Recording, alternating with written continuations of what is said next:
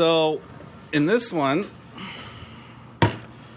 I decided to talk about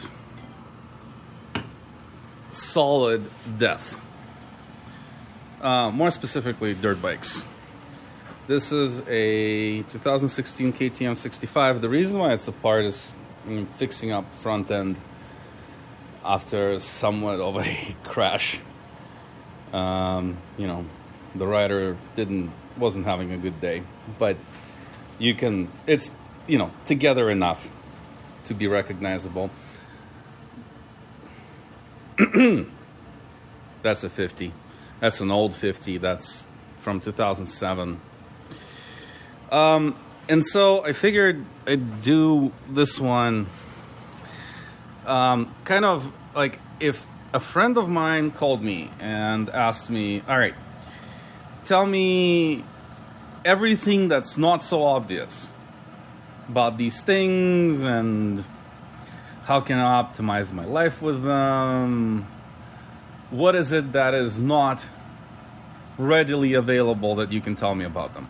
So I unlike some other videos, I actually wrote stuff down not during the video, but before the video. And so I'm going to go over some of these notes. Actually, in fact, I'm going to go over all of these notes.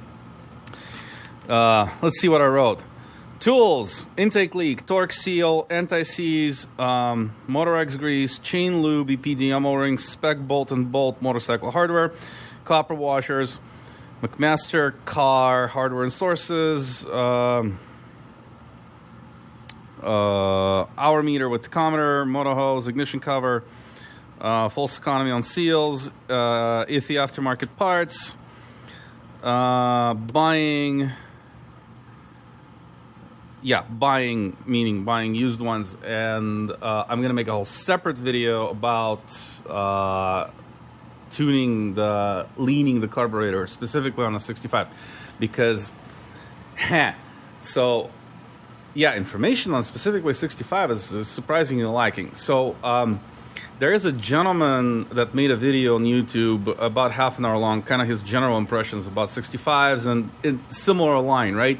Quirks and little bits and pieces about them that he would have liked to know before he got into it and or while he got into it. I'm not going to mention anything that he already mentioned. Instead, I'm going to, link it down there. And I disagree a little bit with his leaning results. Let's say I believe I got better results, and so I'm going to talk about that, like I said, in another separate video. So, okay, let's start with buying. So basically, so first thing you have to realize, these are high maintenance machines. This is not your car. This is not your Yamaha street bike. The ratio of wrenching to riding is about 3-to-1. So that means that for every hour of riding, you spend 3 hours wrenching. Or you can call me a slow wrencher, whatever you want. It's like an airplane. It's actually worse than an airplane. And I know something because, I could tell you this. I have 550 hours logged in my pilot's book. Flight log, excuse me. And a particular job I was doing on my airplane, I decided to actually log time. I logged about 70% of it. And that was 500 hours plus, just one job. So these guys are actually worse, right? You're constantly fiddling with stuff.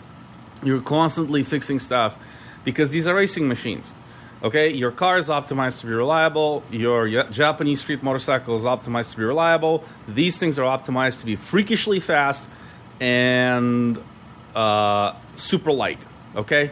And so this is why this is happening. So even if you buy a new one, if you look at the book, in 40 hours you will be basically taking it completely apart and rebuilding everything, okay? So buying a new one doesn't save you much. However, that being said, buying a new one gets you a new bike that you know exactly, that has been put together properly in the factory, and it will work for the first 40 hours. Actually less, but the major stuff is going to start in about 40 hours or so, give or take, depending on the bike. It's the most expensive option. You're going to pay your taxes, whatever. But hey, the second option is buying. So, and that's going to cost what? Like the new one of these is probably about $6,500 right now. A bigger bike is probably closer to like 8 or 9, right? So like your 350s, 250s, like adult bikes. And 350s and 250s, I mean 4-stroke. I don't have experience with big 2-strokes. This is a 2-stroke. I have experience with big 4-strokes because I used to have a 350 Yamaha. Oh, sorry, excuse me, Husqvarna. That's basically a KTM, but blue instead of orange. Anyway, the second option is buying a cheap bike, old bike. So that is going to that should cost you about $1,700 to $2,100. In fact, both of these bikes are from that category. That's a $1,650 2007, and this one is a $1,950 2016. I'm telling you guys, you are buying yourself a project. And it's highly likely that by the time you're done, if you're a perfectionist or even remotely close, the amount of money you would have spent would be about the same as you're buying a new bike from the store. Within that order of magnitude or close. So the reason why both of these are old is because the gentleman that's buying them is currently not very in the money, let's say, right? So it's his end of the deal that he buys a clapped out bike, and it's my end of the deal being the guy that likes things to be done right. I then spend a crap ton of money fixing them up, but I'm also glutton for punishment, and so I like doing that, and so whatever, okay? I'm fine. I'm not trying to optimize my economics here. What I'm trying to tell you is this. If you're buying a cheap bike, cheap old bike, you're most likely going to buy yourself a turd that you will have to fix, and or that will blow up on you, and or will give you constant frustration, and or will just not ride right. So I'll give you, and there's always these guys, right? They go, oh, but this bike, here's a receipt, and it's a true receipt, right? Here's the thing. A local neighborhood KTM shop went through this bike. They bottomed the engine, and if you guys don't know, topping means basically doing everything like in the cylinder area. So you pull the cylinder, you recondition the cylinder if required, you put in a new piston, you put in a new piston pin bearing. Sorry, you put in the new spark plug, whatever. It's just the top side of the engine, right? The bottoming of the engine basically means you take the whole darn thing out of the bike, put it in front of you on the table, and take it down to individual pieces. You inspect every single piece to be within spec. Everything that should be round should still be round. Everything that should move should still move. All the bearings have to be tight, and usually they're not. And when you have the whole damn thing apart, you're replacing them anyway because you have the whole thing apart. It's a major overhaul, okay? So they would, back to my point, old bike, $2,000. Here's a paperwork that says 5 hours ago this thing was topped and bottomed. The professional KTM shop from my neighborhood, and it's literally that shop. It's a shop with a KTM logo on it. They're licensed. Went through it, and then you go and open it up, and the damn thing's just clapped out. Okay, so when I opened this guy, it wasn't about that condition, advertised at least, right? And I mean, according to the seller, that's what it was. Good shop, worked on it and whatnot. Transmission shifting forks were bent. They cannot be bent. Otherwise, your gears are not going to mesh properly, okay? Cylinder was scored. Bearings were shot. The case was shot. The case was so shot, bearings were staked. Otherwise, they would fall out. Staking basically means you have a bore where the bearings go. It's loose, so the bearing is not proper press fit when you put it in. You'd take a center punch and you would just click in 3 or maybe 5 spots around the bearing so that squishes the bearing by that material displaced by the center punch. Does that make sense? So it's kind of clamping that bearing on the circumference on the outside, and First of all, it's a very redneck method of doing it. There are better ways of putting the bearing in a loose bore. There's Loctite 609 over there on the shelf, which is the proper way to do it, by the way. But second, it tells you like how clapped out the thing is. Okay? I met a guy on a track, brings a 65 to me because he sees me fiddling with idle on this one, right? So he's like, hey, can you look at it? Do you know anything about them? I go, sure. He goes, I just bought this bike. I brought it to insert local KTM shop name here. They fixed everything up and I cannot find the first gear. And sure enough, no matter what we do,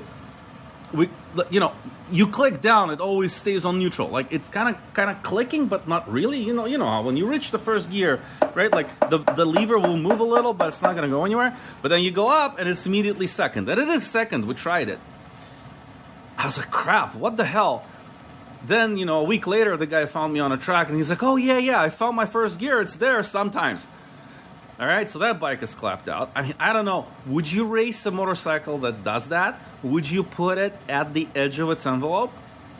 I don't think so. And I wouldn't put my kid on a bike that does that stuff, because he's ripping down the thing and the transmission disintegrates on him. Some fork, like a chunk of fork, let's say, flies off the fork, jams into the gears. It's like as if you hit the brake. It's like as if you hit the wall. It's like as if you hit the rear brake, actually. Like, everything locks up. Not good. Okay? So, false economy. Even if there's beautiful maintenance histories and everything, no. So, high hour, cheap bikes, no. Unless what you're going to do is take it apart in front of you and see everything for yourself and decide for yourself what it is you want to fix and what it is you not want to fix. Okay. Third category. Used bike, very, very mildly used. So what you're doing is you're getting a very small discount, right? Let's say it was an $8,000 bike, you're going to buy it for like $6,500. If it was like a $6,000 bike, you're probably going to buy it for, I don't know, $5,000, $4,000, something like that. Idea is this. Bought a bike, rode it twice, don't like it. Bought a bike, rode it twice, my son's not into it. Bought a bike, rode it twice. I like trying different bikes, so didn't like this one, decided to sell it or whatever. My Husky was like this, right? I bought it from a guy who rode it for 15 hours on trails only. Clean as a whistle, no problems. And the guy was the guy in the money, right? So he didn't, and he had like 20 dirt bikes or whatever. Many, not 20, I'm lying, right? But many dirt bikes, right? Didn't spare any money on maintenance. And so... yeah, that was a good purchase. In fact, I bought it, I rode it for like 10 hours, and then I sold it for the same money. Of course, I put money in it, maintaining it, but, So, the point I'm trying to make is this. If you want to buy a bike and have no problems and ride it immediately, you buy a new bike. Or you buy a very, very mildly used old bike. If you want a project, you buy one of these clapped out ones. Anything in between just doesn't make sense to me, okay? Because, like, if you buy a 50-hour bike that looks good, well, 50 hours is above the bottoming range of the engine. So you're bottoming it anyway. So then what's the point? Buy a clapped out one, bottom that one. The clapped out ones is cheaper. Right? Okay. That's, I guess, the notes on buying. So the other thing you should realize is when you're buying one of these, because the maintenance on them is so intensive, right? You should get into maintenance. There's no way around it, right? Bringing this thing every time to a professional shop, it just makes no freaking sense. Plus, especially with these little ones, I mean, come on. Teach your kid how to do it too. Have him help. Maybe he'll be better than you at it. Give him the maintenance book and see what happens.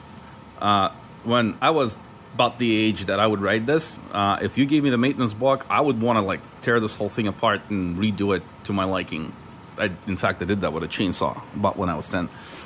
But that's a separate story.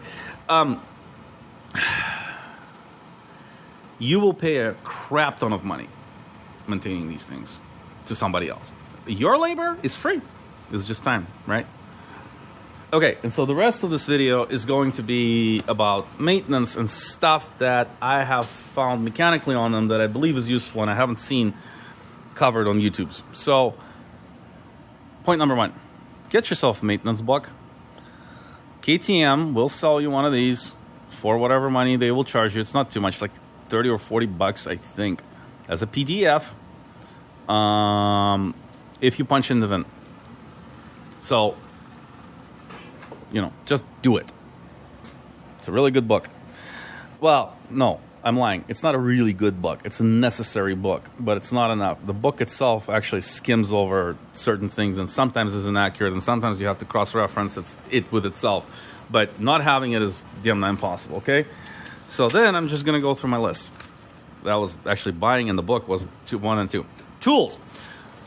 Everybody has mechanics tools. If you don't have mechanics tools, well, I mean, go get some, right? But everybody has your basic sockets, wrenches, pliers, ooga-doogas, whatever. Special tools that are associated with repairing these that you might not have otherwise had. Okay. Do you guys think it's the tire spoons? Nope. Do you guys think it's a special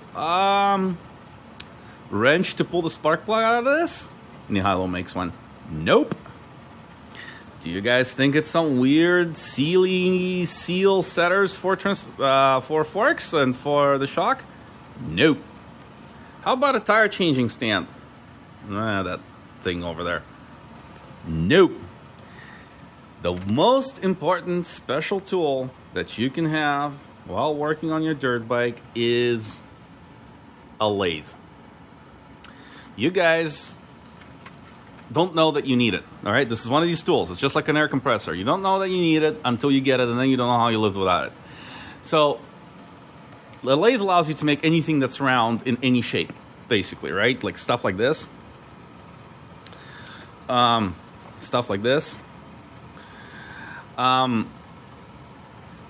When I work on this bike, when I worked on this bike for the first time, I would have made myself a special tool at least once a week. Of course, you can buy all these special tools, but they're all round pieces of metal, okay?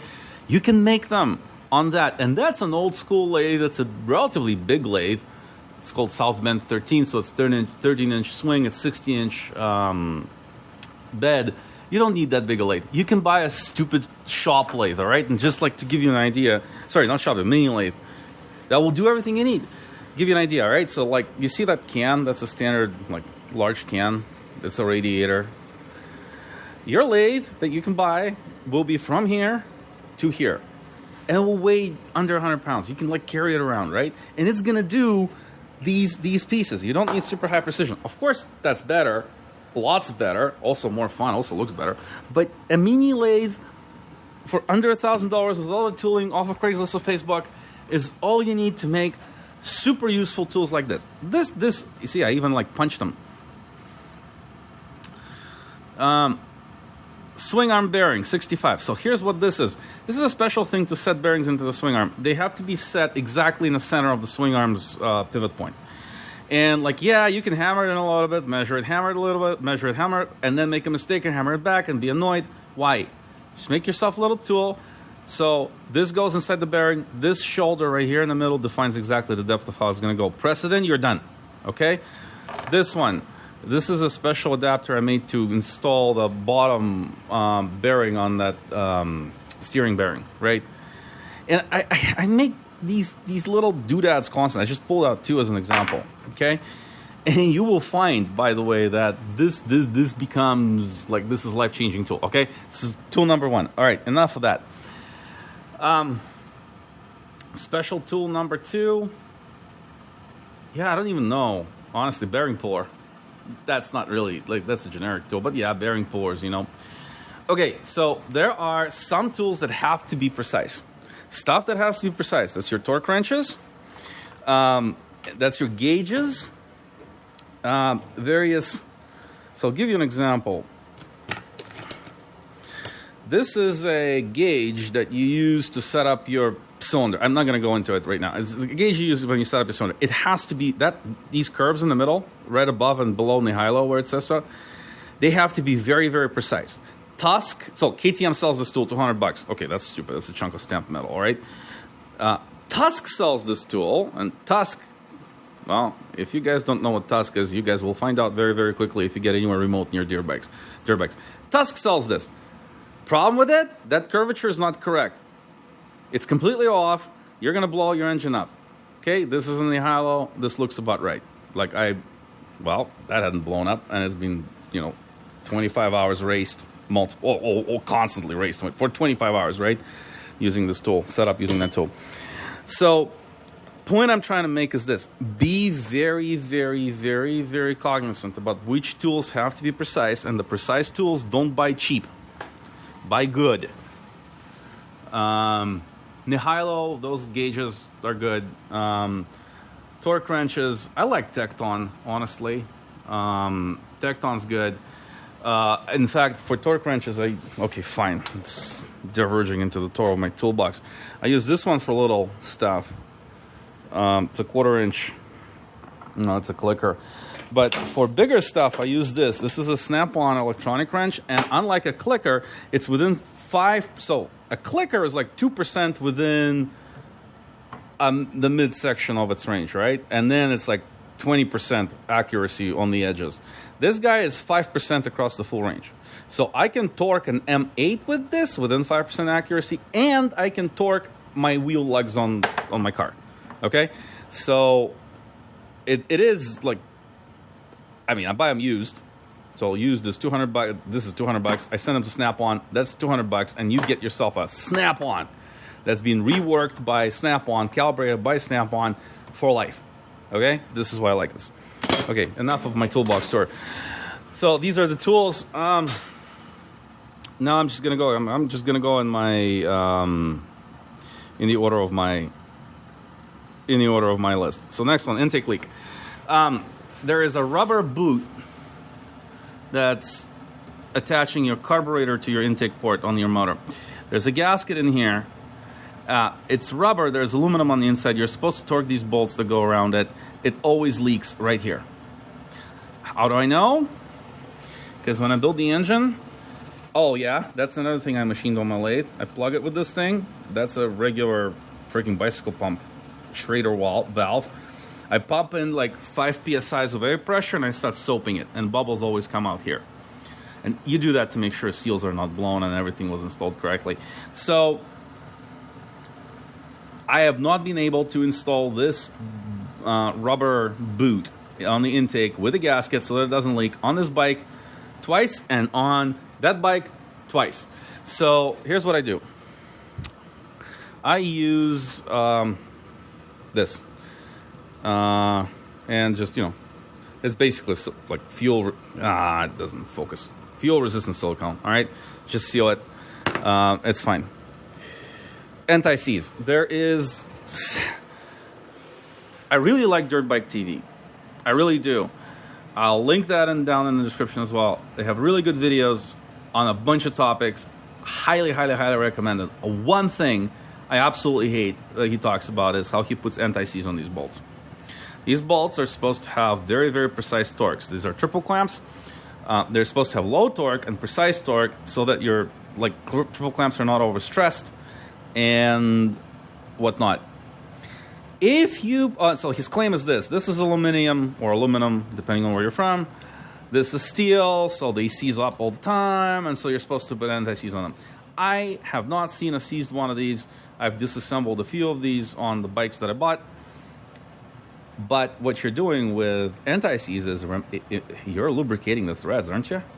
And lubricating the threads causes your torque readings to be different. If you anti-seize these and torque them to spec, you're over-torquing them like crazy. Not good. Especially since this is arguably the most loaded part of one of the most loaded parts of the bike. Connecting rod on your engine obviously is too, but you get the idea, right? This is what bangs down and up all the time, takes all. And this is aluminum, and aluminum has stress issues, right? So I'd be very, very, very, very, very, very concerned about over-torquing these bolts. And if you're putting anti-seize on them, you are. So anti-seize is good on spark plugs.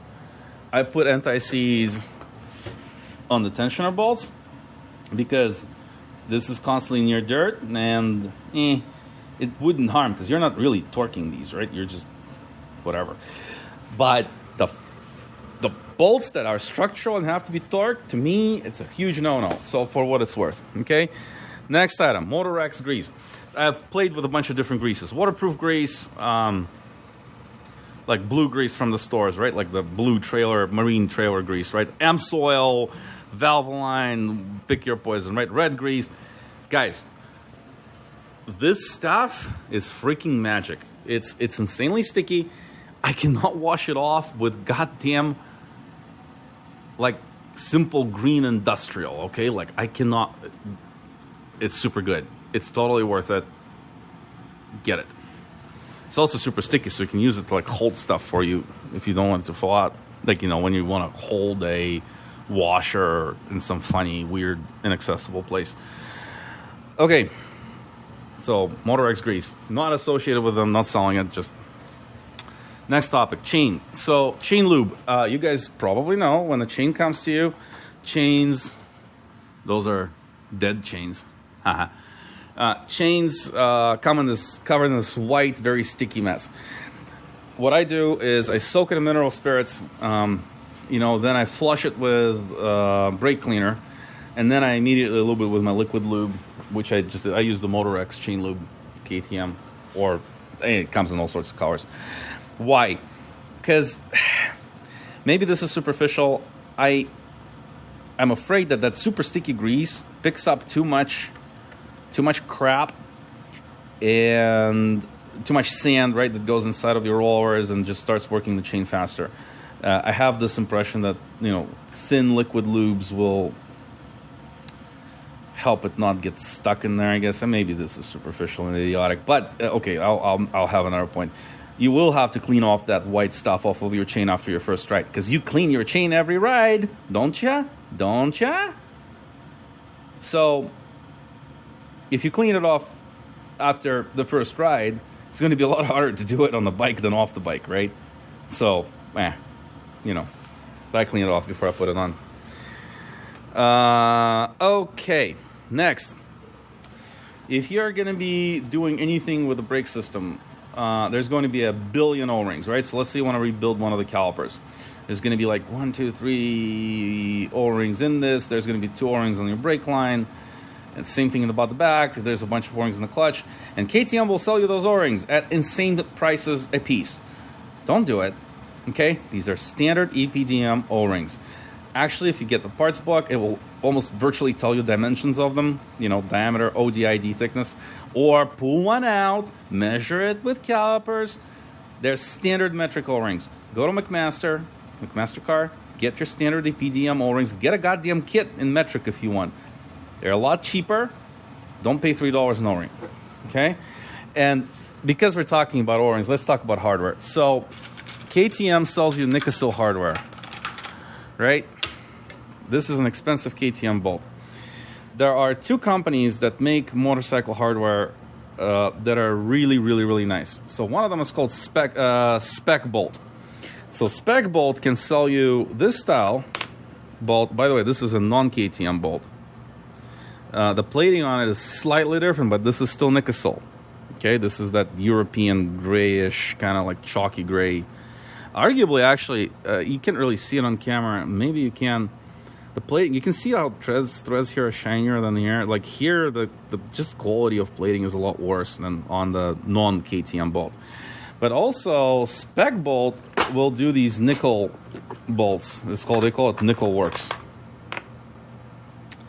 And they're like cool and shiny and whatnot. And they rust after some washings, but they still look cool. So what I ended up doing on this, I replaced all hardware when I rebuild these. All of the engine is assembled with standard Nikasils, like right there, right? And everything that's on the outside is nickel plated. I thought that was a cool combo.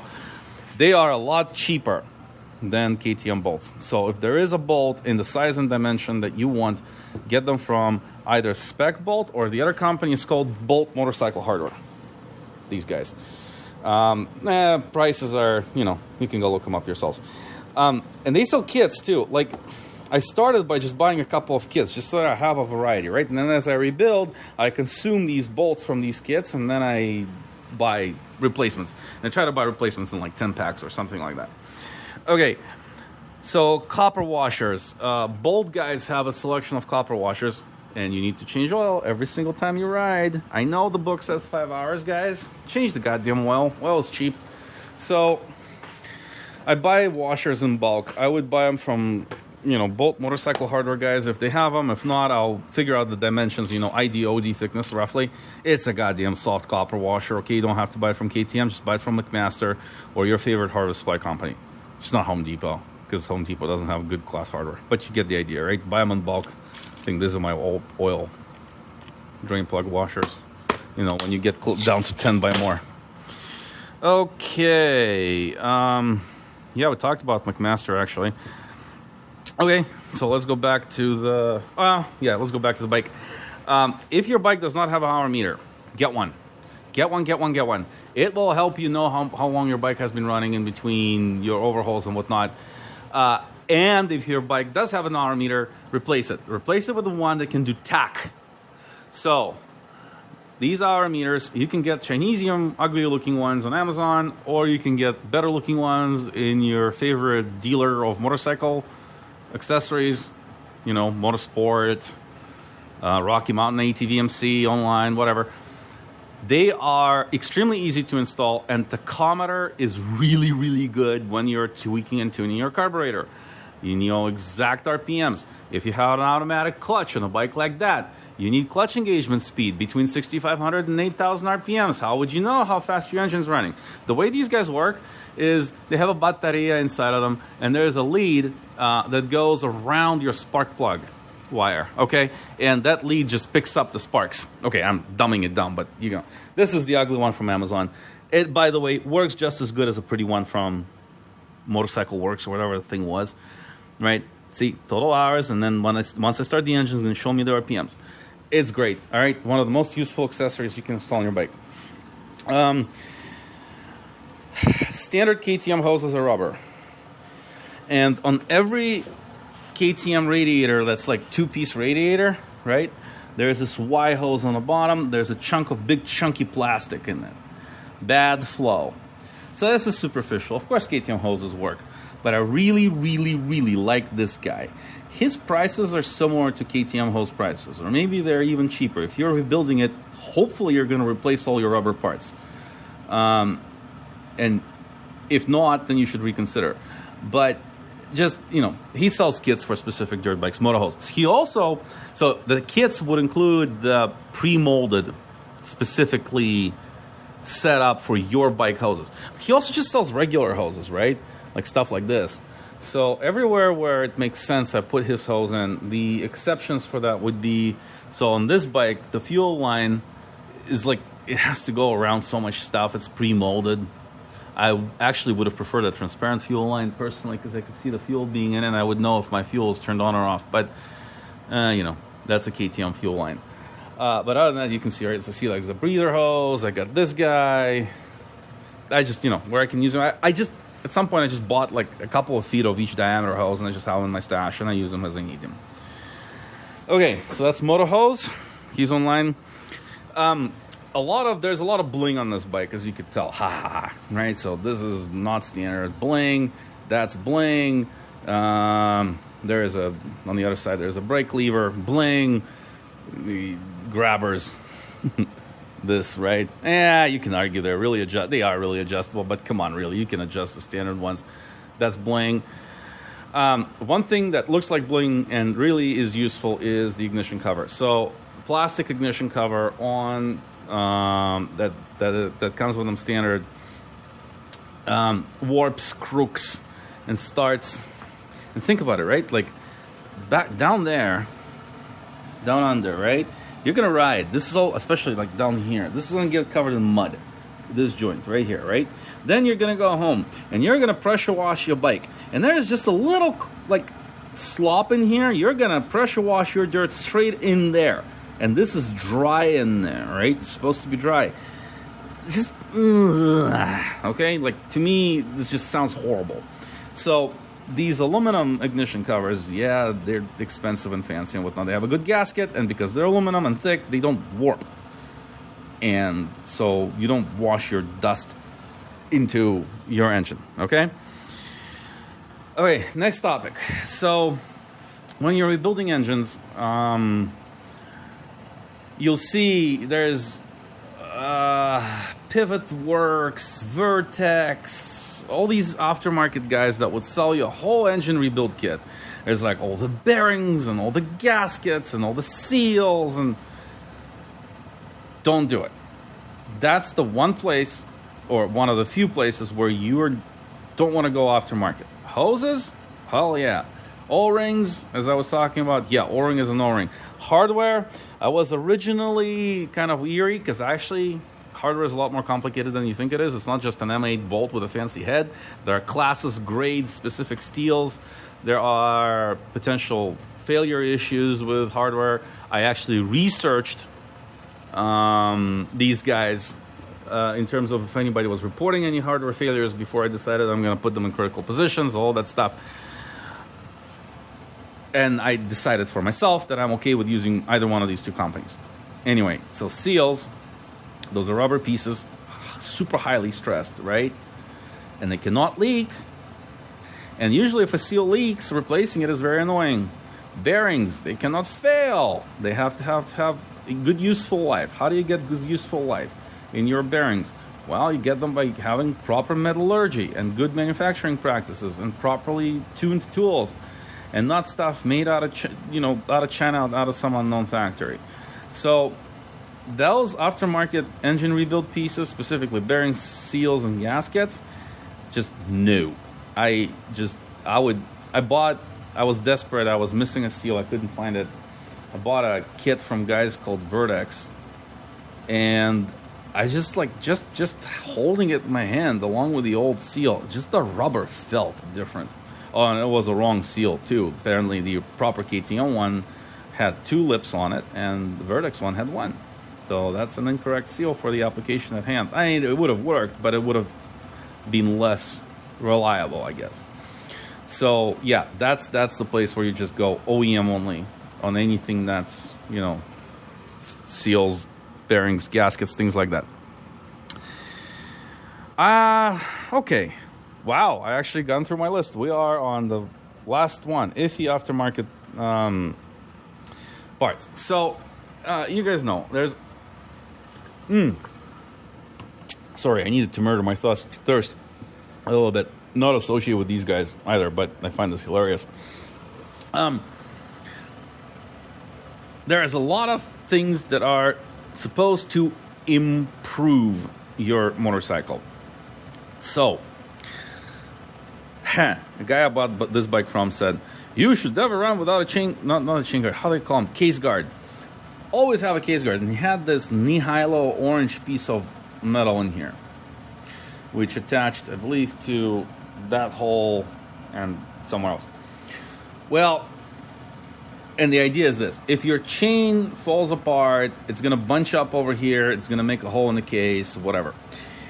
Well, if you do that, what ends up happening is you have to take all of this off, and you have to have room from here on down there. But this is actually a chain guide. You see that black plastic in the back? That little piece of black plastic over there, there in the back, is integral to this whole OEM piece. This whole is one piece. It is a chain guide. So if you cut it off right here, now this big black piece of plastic only is held by one bolt back there and not by the whole structure of this plastic piece around here. So your chain guide characteristics change. Is it detrimental? I don't know. I don't want to know. Here's something else too. I don't think chains should break on dirt bikes. If your chain breaks on your dirt bike, that means you did something horribly wrong. You did not change it at the time or something like that. So, okay. Aftermarket weird thing number 2. These nuts, for example, you can go fancy or whatnot. They look like they're a lot less beefy than these ones. I didn't even buy them. Aftermarket tuning kits for your carburetor, claiming magic. Well, we'll talk about that in a separate aftermarket video. I bought aftermarket hubs with aftermarket spokes. The guy was great, by the way. I love the guy. I absolutely love the guy. But the problem is that his aftermarket hubs with his aftermarket spokes, which are fancy and really, really strong, shifted this wheel this way. I mean, it's not like 2 millimeters. Okay, like this wheel is. If I go put it on a balancing stand, not balancing, sorry, truing stand, I'm sure it's like weeble wobbling a couple of millimeters each way. It wasn't a couple of millimeters. It was like 15, 20 millimeters to one side, both front and back. And his hubs were machined in such a way that it was impossible to tweak that out. Okay, so I do run his spacers though. That's KTM spacers are crap. I run his spacers. These spacers are good, but a spacer is just a thing of a certain thickness. And so hard to screw that up. Same with sprockets. I run rental sprockets. Aftermarket. But so what I'm trying to say is this. When you're getting aftermarket stuff, think about potential implications of how it interacts with the rest of the bike. And be ready for then, even if you think it's okay, you get it, it might not work out. Okay? Well, wow. I guess that's it. So I'm going to shut this one down, and then I'm going to have a separate video about my experiences with tuning, leaning, and whatnot. All right. Thanks.